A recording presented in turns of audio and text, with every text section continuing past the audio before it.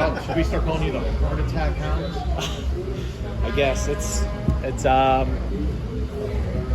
not the way we want to do it by any means, but we're not conceding goals, which is good, and we're not giving up a ton of chances either. I think Detroit gave us a few problems there, particularly when Adebayo Smith came on. He gave us some issues with his pace. I thought we dealt with Smith pretty well up until that point, but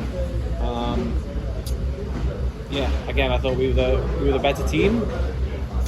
I can think of at least 3-4 really good chances that we probably would have scored on another day. But yeah, I'd certainly like us to take care of it in regulation.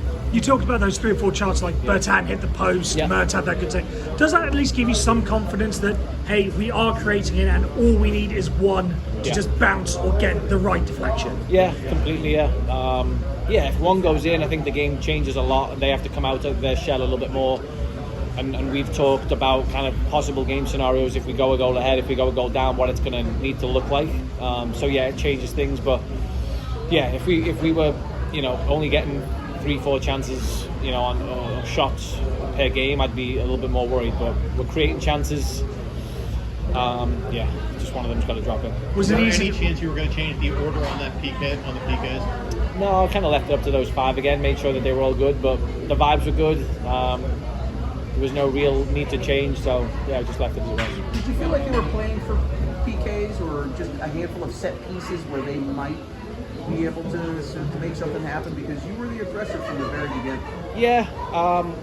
I don't think they were. I think it's a kind of a byproduct of how we're playing right now. We're trying to keep teams pinned back for long stretches, so it kind of almost feels like teams are sitting in a lot. But I don't think that's by design necessarily. I don't think anybody's coming here thinking that they can go 120 without conceding. So, no, I think it's just we're playing well. We're sustaining attacks really well, which is something we've talked about a lot, is trying to keep them penned in their end as long as we can. And just keep trying to create chances and hopefully one will fall in. Again, unfortunately it didn't go in tonight, but we got the job done in the end. Yep. Obviously, Guy couldn't play today in the 18. Yep. Just talk about your makeup of the 11 and the 18 today in the squad. Guy picked up a knee injury last week. That's why he came out. So right now, we're not sure if he'll be back. We're just kind of working with him, kind of on a day-to-day basis and see. But I thought Perrin came in and did really, really well. He had a really good stretch in the middle of the season. Then he picked up his own little injury. And then Junior came in and kind of kept Perrin out. So Perrin came in and did really well.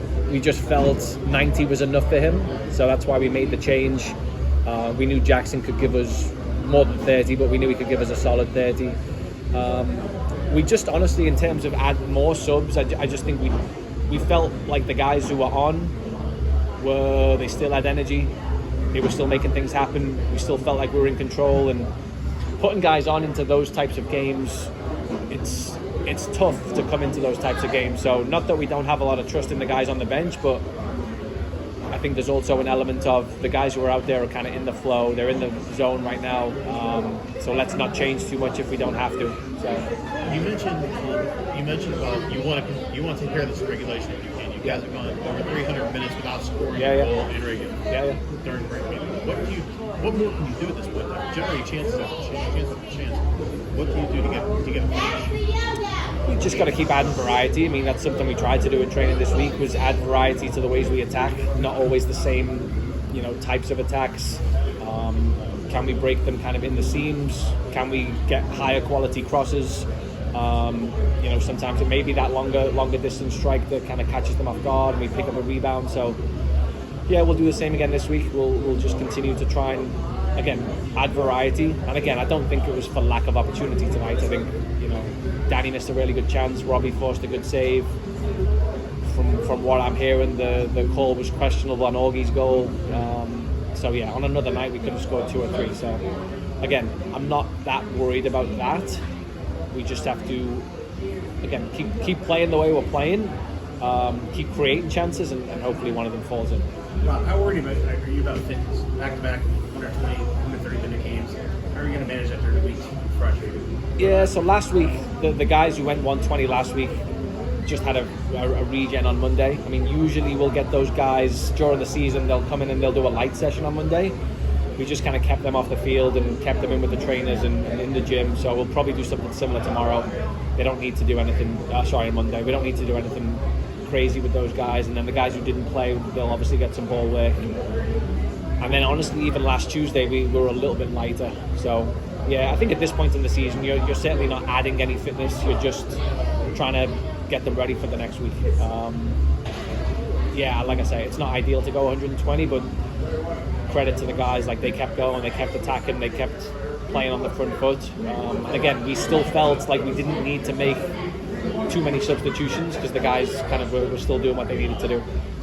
But speaking of Your next opponent, Rhode Island, they had some good players, including a striker, Albert Dequo, who scored 2 goals today, Danny Rovida, and several others. Just give us a little scouting report and your thoughts against the matchup against Rhode Island. Yeah, well, we've matched up against them pretty well this season. We obviously won in Rhode Island and won here in the league, so we have that behind us. They're a big side, they're a big physical team. It's going to be another battle. They're going to play a similar system to us again. Yeah, listen, there'll be little tactical things that we need to try and implement throughout the week, but I think at this time in the season too, it's for us, it's continuing to do what we've done well all season. Stay strong defensively, limit chances, and then, like we said already, how are we going to break them down? How can we create as many chances as we can? But yeah, they'll give us a different threat. They showed last season that they're a playoff team. They went all the way to the final last year, so yeah, we're just, I guess, excited about it.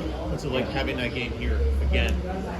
Huge, yeah. I mean, it's massive. I was thinking when they announced it over the speakers, I was like, I hope they didn't just jinx us. We all thought that. We all said I that. don't believe in that. I don't believe in Yeah, I turned to Vince. I was like, I wish that hadn't have happened. But yeah, listen, I mean, you take a home game every weekend. So yeah, it would be great to be in front of the Steel Army again.